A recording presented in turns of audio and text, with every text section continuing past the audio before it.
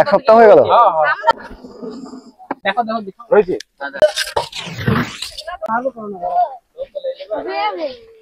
দেখা যাচ্ছে আপনারা যখন সকালে কল করেছিলেন তখন লিস্টটুকু দেখা যাচ্ছিল, আর কালকে তো পুরো বডিটা ফটো পাঠিয়েছি।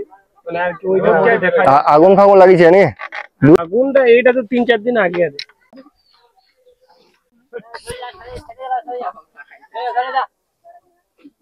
এখানে দেখেছি হয়তো নিয়ে আস্তে আস্তে সরাবে, ভাইব্রেশন পেয়ে যাবে, সাপটা কম্পন পেয়ে যাবে, সঙ্গে সঙ্গে আস্তে আস্তে ভিতরে ঢুকে সাপটা মোটা অনেক বড় যাবে না।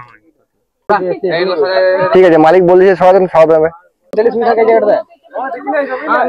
কবে থেকে দেখাচ্ছি, কবে থেকে?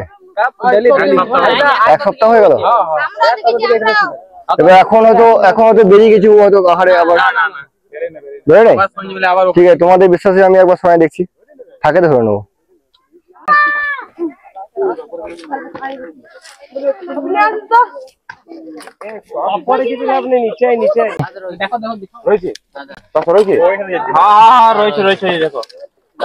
হ্যাঁ হ্যাঁ রয়েছে, আচ্ছা আচ্ছা আচ্ছা আচ্ছা।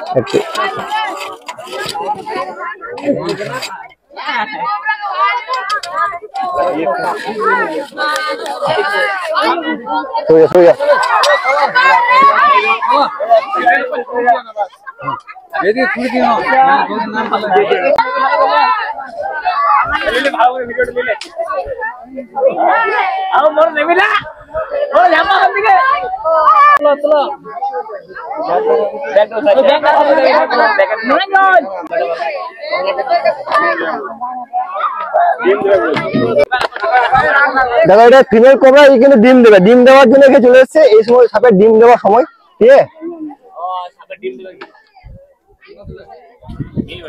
চলো দাও।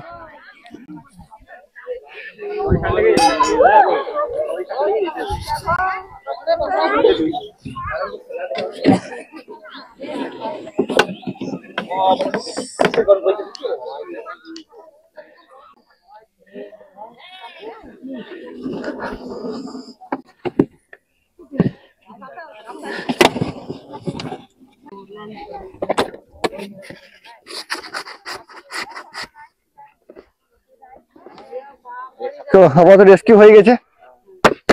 এই গ্রামে হয়তো প্রথমবার এসেছি। তো আমার নাম হচ্ছে অমিত শর্মা। এই বীরভূম চত্বরে আমি রেস্কিউ করি সমস্ত রকমের অ্যানিমেল। তো এটাকে বলা হয় খড়ির সাপ, ভয়ঙ্কর সাপ, কিন্তু না কামড়ালে ভয়ঙ্কর নয়। দেখে হয়তো খুব সুন্দর লাগে, কিন্তু মানুষ তার ভয় পায়। ভয়ের কোনো কারণ নেই। এই সাপটা কিন্তু কাউকে বিনা কামড়ায় না। হয়তো হাত পড়বে বা পা পড়বে, তখন কিন্তু কামড়াবে, তাছাড়া এমনি কামড়ায় না।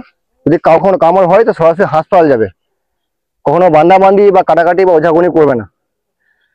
আমাকে রিসেন্টলি কামড়েছিল, খড়ির সাপই কামড়েছে, এই সাপই কামড়েছিল, বেঁচে এসেছি, ফিরে এসেছি। সবাই ফিরে আসবে, যদি একটু মাথা রাখবে যে ভয় পাবে না, আর 1 মিনিট নষ্ট না করে হাসপাতাল যাবে। গরমকাল প্রচুর সাপ বের হবে এই সময়, সাপ তো প্রায় বের হয়ে আশা করছি। ব্যাপারটা বলে সাপকে মারাটা বাহাদুরি নয়, আর এটাকে উপকারী জীব একটা। সাপ না থাকলে আমাদের বহুত বিপদ হবে। এটা কি গ্রাম? ক্যানগুড়ি পূর্ব বর্ধমান। পূর্ব বর্ধমান তো এটা? পূর্ব বর্ধমান বীরভূম পড়ছে এটা? হ্যাঁ বীরভূম, ঠিক আছে। ওকে ওকে, ধন্যবাদ। সবাই দেখবে স্নেক সেভার বয়, ওখানে আমাদের প্রচুর ভিডিও আছে, সাপ সম্পর্কে অনেক নলেজ দেওয়া আছে, সেগুলো দেখবে এবং জানবে। আমাদের এলাকায় ম্যাক্সিমাম সাপ নির্বিষ সাপ, একমাত্র খড়িশ আছে, একটা আছে চন্দ্রবড়া, আর একটা যে কালাচ, যেটা ঘরের মধ্যে দেখতে পাওয়া যায়। রাতের অন্ধকারে কামড় দেবে, বুঝতে পারবে না, সকালবেলা পেটে ব্যথা করবে, কি ভাববে যে হয়তো গ্যাস ট্যাস হয়েছে, ডাক্তারখানা যাবে না বা হাসপাতাল যাবে না, নিয়ে তারপর কিছুক্ষণ পর মারা যাবে। তো যাই হোক, সাপ দেখতে পেলে ফোন করবে, যদি কখনো সাপের কামড় হয় তাও ফোন করবে, তবে হ্যাঁ আমার জন্য ওয়েট করবে না, হাসপাতাল যাবে। মাঝখানে আমাকে ফোন করবে, আমি হয়তো বলতে পারবো যে কি করতে হবে কি করতে হবে না, আমি হেল্প করছি স্যার, ঠিক আছে? আর রাতের বেলা অবশ্যই মশারি ইউজ করবে, কারণ ওই যে কালাচ বলুন, কালাচ চিঠি সাপ, ওই সাপটা কিন্তু রাতের অন্ধকারে বিছানাতে কামড় দেয়। ওটা কালো কালারের হয়, আর যেটা খয়েরি কালারের হয় সেটা কিন্তু এক ফোঁটা বিষ নেই। চিঠি দু রকমের হয় দেখতে পাওয়া যায় এখন আপাতত, একটা খয়েরি কালার, একটা কালো পিচ কালো, যেটা তোমার দোমা চিঠি বলা হয়তো, তো ওইটা ভয়ঙ্কর বিষ। আর একটা যে ঘর চিঠি যেটা খয়েরি কালারের হয়, শাখা চিঠি বলো, শাখা চিঠি, ওটা কিন্তু নির্বিষ সাপ, এক ফোঁটাও বিষ নেই। যদি বলবো যে ভিডিওগুলো দেখবে সাপ জানতে পারবে। ঠিক আছে, ধন্যবাদ সবাইকে। ডাকবে সবাই ফোন করে, যে কোনো বিপদে হোক ফোন করবে।